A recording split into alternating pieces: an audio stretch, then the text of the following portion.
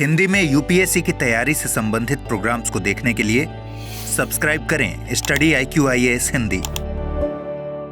अगर आप मुझे स्टडी IQ-IAS हिंदी पे बहुत दिनों से देख रहे हैं तो आपने एक शायरी मेरे मुंह से ज़रूर सुनी होगी कि हर तरफ खामोशियाँ छाने लगी हैं, आहटें तूफान की आने लगी हैं, साजिशों ने इस कदर घोला जहर है, मछलियाँ पानी से कतराने लगी। अब अगर हम इस पर्सपेक्टिव को इस पर्सपेक्टिव को अगर हम उन लोगों के हिसाब से देखें जिनको फांसी की सज़ा हुई है तो हम मान सकते हैं कि साजिश तो नहीं है, लेकिन फिर भी वो महिलाएं या वो पुरुष जिनको फांसी की सज़ा हो चुकी है और हर तरफ से दरवाजे बंद हो चुके हैं, एक बार की अगर आप उनके पर्सपेक्टिव से देखें तो उनके ज़िंदगी में सिर्फ एक घुप अंधेरा है, शून्य है, जिसके साथ ही जो बची खुची ज़िंदगी है उसे निभा करते हुए अंत में मृत्यु की तरफ चले जाना है। खैर, मैं किसी को डिफेंड नहीं कर रहा, पर कुछ दिनों पहले एक रिपोर्ट आई जिसमें यह पता चला कि एक तो जो महिला जो कैदी हैं जिनको फांसी की सज़ा हुई है उनकी स्थिति काफ़ी डिफरेंट है। दूसरी बात कि एक इंटरनल टॉर्चर की बहुत सारी बातें आती हैं। हम थोड़ा सा उस पर विस्तार से बात करेंगे, कौन से स्पेशल केसेस हैं, कुछ केसेस की भी बात करेंगे, फिर बात करेंगे rarest of the rare doctrine की, बात करेंगे कि किस प्रकार से भारत में ये डॉक्ट्रिन इवॉल्व हुआ, और बात करेंगे कि भारत के विभिन्न क्षेत्रों के हिसाब से कहां पे ज्यादा इस प्रकार की महिला कैदी हैं जिन्हें फांसी की सजा प्राप्त हुई है, और उनसे जुड़ी कुछ दिक्कतों पे भी हम लोग बात करेंगे कि समाज के हिसाब से क्या दिक्कत है ना। तो भारत में मृत्युदंड और महिला कैदी पे हम विस्तार से बात करेंगे। ये मेरा टेलीग्राम है, यह इंस्टाग्राम है, स्कैन करिए, जुड़िए, यहीं पे बातें, मुलाकातें, डिस्कशन सब होगा। ठीक है, चलिए। प्रसंग क्या है कि भारत में 571 मृत्युदंड कैदी हैं, जिसमें से 21 महिलाएं हैं। जिसमें इस समय की बात की जाए तो 21 महिलाएं। तो आपको छोटा दिख रहा होगा, मेरे PDF में आप डाउनलोड कर लीजिएगा, वहां पे विस्तार से मिल जाएगा। नावसार की रिपोर्ट कहती है कि पहली बार महिला कैदियों की स्थिति और मानसिक स्वास्थ्य को व्यापक रूप से क्या किया गया है, जिसपे सर्च की गई है, क्या कहते हैं, स्टडी की गई है ना। लिखा क्या है कि जस्टिस अभय S ओका द्वारा मृत्युदंड की संवैधानिकता पर विचार की मांग हुई है कि भाई कुछ चीजें ऐसी हैं जिस पे शायद दोबारा से काम कर लिया जाए। मुझे पता है कि मृत्युदंड को लेके एक भारत का एक बड़ा तबका है जो बड़ा श्योर है कि नहीं होना चाहिए, और मुझे ऐसा लगता है कि जो कानून को सबसे बेहतर लगे कानून को उसे करना चाहिए। इसीलिए हम कानून के दायरे में रहते हुए उन डिस्कशंस पे बात कर रहे हैं जो इससे जुड़ी हुई हैं। ठीक है, अब अधिवक्ता यू मोहम्मद चौधरी ने इसे अकल्पनीय यातना कहा, जो महिलाओं के साथ शायद जेल में हो रहा है। हम इस पर ही बात करेंगे कि ऐसा कहा क्यों, है ना। थोड़ा सा देख लेते हैं। रेयरेस्ट ऑफ द रेयर सिद्धांत। देखिए, आप सबको पता है कि जब हम भारत में बात करते हैं फंडामेंटल ड्यूटीज की, फंडामेंटल राइट्स की, DPSP की, जब हम फंडामेंटल राइट्स की बात करते हैं तो हम बात करते हैं सिविल और पॉलिटिकल राइट्स की। तो इंटरनेशनल लेवल पे एक कोवेनेंट था 1966 का, सिविल एंड क्या कहते हैं, पॉलिटिकल राइट्स पे। इसका एक सेकेंड ऑप्शनल प्रोटोकॉल आता है, ठीक है, जो बात करता है कि क्या भारत को जो डेथ पेनल्टी है इसे एबॉलिश कर देना चाहिए। भारत उसे मना कर देता है। और rarest of the rare doctrine जिसको हम देख सकते हैं बच्चन सिंह के केस में, ठीक है, बच्चन सिंह केस जो है उसके बाद इसको स्थापित किया गया था कि हमेशा तो नहीं दिया जा रहा है ना, फांसी तो तभी दी जा रही है जब कोई सीवियर क्राइम हो रहा है। तो अब जैसे लिखा हुआ है कि राज्य द्वारा दी जाने वाली सर्वोच्च सजा फांसी है, जीवन को समाप्त करती है। शर्त क्या कि यह केवल तब दिया जाएगा जब अपराध इतना जघन्य हो कि आजीवन कारावास अपर्याप्त प्रतीत हो। जैसे जब हम निर्भया केस में देखते हैं, क्या सामान्य स्तर पर कोई व्यक्ति गुस्सा होने के बाद भी किसी महिला के साथ इस प्रकार का, महिला छोड़ी किसी भी इंसान के साथ में इस प्रकार का व्यवहार कर सकता है जैसा वहां पे किया गया।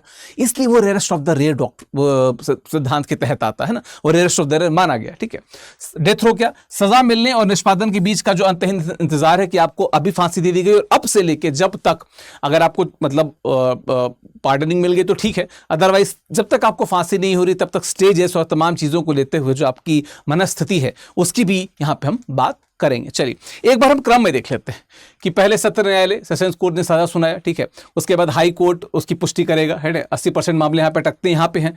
फिर सर्वोच्च न्यायालय में आएगा, appeal, SLP, special leave petition जिसे कहते हैं, ठीक है, आप उसको कर सकते हैं, रिव्यू पिटीशन आप डाल सकते हैं, क्यूरेटिव पिटीशन डाल सकते हैं, फिर दया याचिका के लिए जा सकते हैं। ये क्रम है भारत में जब हम फांसी की बात करते हैं। अब अगर आंकड़ों की बात करें तो लगभग 571 टोटल मृत्युदंड के कैदी हैं, ठीक है। इसमें से लगभग 151 जो है वो अकेले, इसमें से अकेले 151 यूपी में देखा जाए, यूपी में है 26% देखा जाए। इसमें से टोटल 21 जो है वो महिलाएं हैं। संख्या कम है, लेकिन हमारा जो डिस्कशन है वो अभी महिलाओं को लेके ज्यादा है, क्योंकि जेल में भी जो महिलाओं की स्थिति है वो पुरुषों की अपेक्षा बहुत खराब है। मैं ये नहीं कह रहा कि पुरुषों की अच्छी है, पर महिलाओं की बहुत ज्यादा बदतर है ना, क्योंकि उनको हर स्तर पे कुछ एक्स्ट्रा प्रोटेक्शन की जरूरत रहती है ना। ठीक है, यहाँ पे अच्छा 2016 से 25 के बीच में सुप्रीम कोर्ट द्वारा बरी किए गए लोग 38 ही हैं। तो इसका मतलब क्या है कि ऐसा तो है नहीं कि बहुत सारे लोगों को बरी कर दिया गया है, बहुत से लोग अभी भी हैं जो उसी डेथ रो में अटके हुए हैं ना। चलिए थोड़ा सा देख लेते हैं महिलाओं के अपराध को। तो इसे फहमीदा जो है 2003 की मुंबई ब्लास्ट की आरोपी हैं, है ना। ठीक है, इन्होंने अच्छा और भी हैं, जैसे बच्चों की हत्या के आरोपी किरण बाई नीलम है, दहेज हत्या के लिए जो मस्तान है। ठीक है, शबनम ने अपने परिजनों की हत्या की, जलधारा जो है ऑनर किलिंग के अगेंस्ट में। तो इस प्रकार की नजीमा, हसीमा, बहुत से ऐसे नाम हैं जिन्होंने अलग अलग प्रकार के आरोपों के तहत जिन्हें फांसी दी गई है। तो अलग अलग प्रकार है। चलिए केस स्टडीज को देखें। जैसे फहमीदा का अगर देखा जाए तो सबसे पुराना मामला है 2003 ब्लास्ट में, है ना। 16 वर्षों से डेथ रो में है और 16 वर्षों से वो सिर्फ देख रहे हैं कि उन्हें फांसी हो।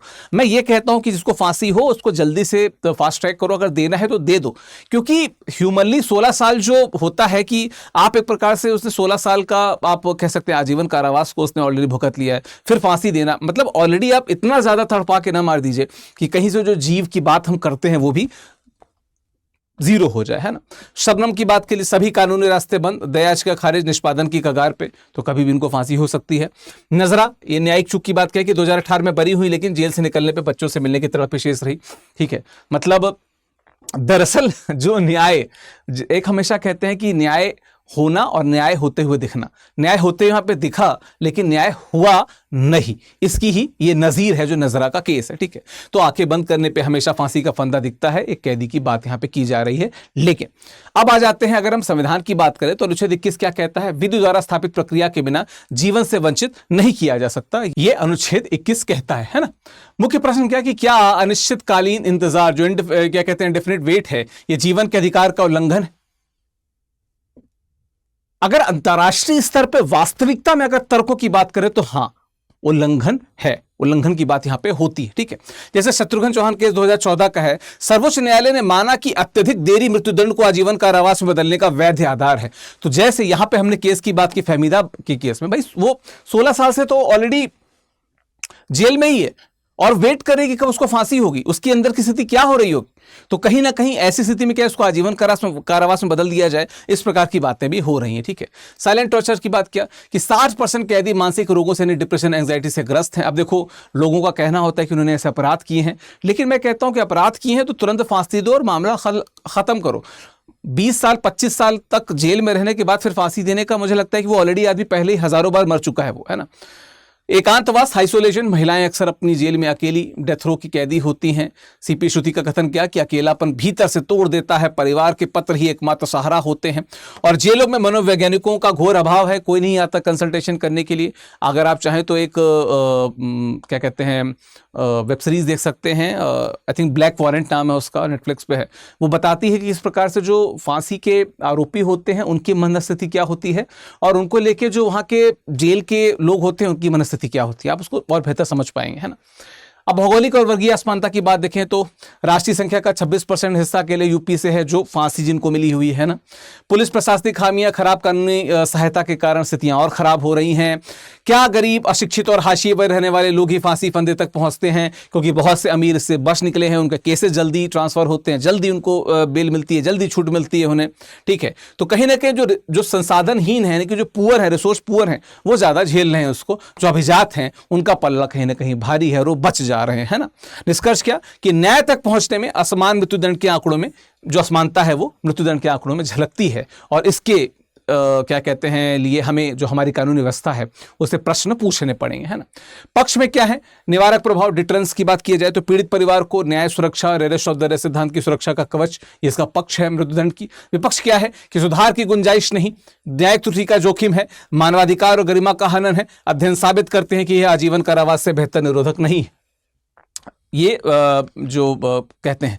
पर फिर भी जिन्होंने अपने परिवार को खोया, जैसे निर्भया की बात कर लें, तो उनकी माने तो निश्चित तौर पे ये होना ही चाहिए। और निश्चित तौर पे कुछ अपराध ऐसे होते हैं जिनके बाद आपके मुंह से बस एक ही लगता है कि फांसी पे लटका दो, लेकिन आप तुरंत लटकाओ या मतलब इसको फास्ट ट्रैक कर दो कि अगले मान लो 6 महीने के अंदर चीज़ों को फाइनल करके आप, क्योंकि इतने लंबे समय तक लटकाए रखने के बाद किसी को फांसी देना, वो ऑलरेडी मैं बता रहा हूं ना कि तिल तिल के वो ऑलरेडी मर चुका है। तो जो वो था वो हट चुका है वो। तो इसको बेहतर तरीके से न्याय में अगर दिखना है तो आपको प्रोसेस अलग तरीके से बेहतर करना पड़ेगा। अच्छा देख ले अगर न्यायिक निर्णय, तो बचन सिंह बनाम जो पंजाब राज्य का केस था, रेयरेस्ट ऑफ द रेयर जो डॉक्ट्रिन थी उसकी स्थापना हुई। फिर मची सिंह बनाम, हमने अपने डिस्कशन में भी इसकी बात की थी, मची सिंह बनाम पंजाब राज्य, मृत्युदंड के मापदंड तय किए गए। शत्रुघ्न चौहान बनाम भारत संघ में अत्यधिक देरी और मानसिक स्वास्थ्य को आधार माना गया। और प्रक्रियात्मक सुरक्षा और चुनौती का जो अधिकार है आर्टिकल 32 में बाद में हमने देखा कि 2025 में इस पर बात की गई। इसका मतलब क्या कि समय के साथ चीजें बदल तो नहीं है, लेकिन क्या ये समय आप देखिए ना 1980 से लेके 2025 तक 45 वर्ष है। क्या 45 वर्ष लगने चाहिए थे? और अभी तो बहुत सारी खामियां हैं, उन खामियों पे कब बात की जाएगी? कहीं ना कहीं इस पे ध्यान दिए जाने की जरूरत है। तो एक लार्जर बेंच, समय आ गया है कि संवैधानिकता पे विचार हो, जेलों में मनोवैज्ञानिकों को और जोड़ा जाए, जो लोगों से जो कैदी हैं उनसे बात करें, सजा से पहले अपराधी की पृष्ठभूमि की गहन जांच की जाए, और आतंकवाद को छोड़कर अन्य अपराधों के लिए मृत्युदंड समाप्ति की सिफारिश लॉ कमीशन ने की है। ध्यान रखिएगा, मैं नहीं कह रहा हूं 262 रिपोर्ट में कि भाई सिर्फ आतंकवादियों को दिया जाए, बाकियों पे विचार किया जा सकता है। पर फिर भी समाज में ऐसे अपराध होते रहते हैं जो बार बार इस बात पे हम लोग को फोकस करते हैं कि नहीं यार ये चीजें गलत हैं और होना चाहिए ऐसा। ठीक है, चलिए इस पे बात कर लीजिएगा। ये कुछ आपकी सामग्री है, इसको देख लीजिएगा। न्याय का उद्देश्य प्रतिशोध नहीं, सुधार होना चाहिए ऐसा लोग कहते हैं, पर फिर वही बात की जिसके साथ होती है वो ज्यादा बेहतर समझा पाता है कि चीजें कितनी दुर्दांत हुई हैं। खैर, हम बात पे इस पे और विस्तार से बात करते रहेंगे। हम इस पे ऑलरेडी एक हमने संवाद का प्रोग्राम किया था, आप उसको भी जाके देख सकते हैं। संवाद की प्लेलिस्ट, आप संवाद डालेंगे मृत्युदंड पे तो आपको मेरी पंकज सर और अमृतसर की डिबेट आपको दिख जाएगी, हमने वहाँ पे बात की हुई है। खैर, हमारे निर्माण बैच के बारे में बता दें कि अगर आप 2027 के लिए, 28 के लिए, 29 के लिए तैयार कर रहे हैं तो वी हैव निर्माण बैचेस, प्रतिज्ञा बैचेस, आप उससे जुड़ सकते हैं। ये इंग्लिश, हिंदी, इंग्लिश तीनों में अवेलेबल हैं और अद्भुत बैचेस हैं। SIP, PRP, MRP, IGP में कई बार बात करता हूँ, ये फीचर्स कहीं हैं ही नहीं, मतलब कहीं मिलेंगे ही नहीं ऐसे फीचर्स। इन फीचर्स से जुड़ने के लिए आपको हमारी वेबसाइट पर आना पड़ेगा, हमारे ऐप पे आ सकते हैं, नीचे लिंक दी होगी वहाँ से भी आ सकते हैं। विकास लाइव कोड का प्रयोग करेंगे तो विल गेट मैक्सिमम डिस्काउंट। जितने जल्दी हो सके बैचेस से इसलिए जुड़िए क्योंकि 2027 के लिए तो ट्रेन अब निकल चुकी है। ऐसा ना हो कि ट्रेन उस पटरी पे पहुंच जाए, दूसरे साइड पे पहुंच जाए स्टेशन पे और आपसे वो ट्रेन छूट जाए। तो जल्दी मिलिए, जुड़िए इस ट्रेन से। बाकी हिंदी साहित्य का बैच भी ओरिएंटेशन हो चुका है, पर बैच शुरू होगा अगले हफ्ते से, तो जितना जल्दी हो सके इस बैच से जुड़िए। विकास लाइव कोड का प्रयोग करके आप मैक्सिमम डिस्काउंट प्राप्त कर सकते हैं, है ना? ठीक है, विकास लाइव कोड का प्रयोग करिएगा, विकास लाइव। ठीक है, और ये कुरुक्षेत्र से शुरू हो रहा है रामधारी सिंह करके, तो आप वहां से जुड़ सकते हैं इससे, है ना? बाकी मेरा टेलीग्राम है, इंस्टाग्राम है, और इस विषय पे आपकी क्या राय है हमें कमेंट बॉक्स में बताते जाइएगा। इस प्रकार के विषयों पे लगातार मैं वीडियो लाता रहता हूं। अन्य किसी वीडियो के साथ जल्द आपसे मुलाकात करूंगा। थैंक यू सो मच, धन्यवाद। हिंदी में UPSC की तैयारी से संबंधित प्रोग्राम्स को देखने के लिए सब्सक्राइब करें स्टडी IQ IAS हिंदी।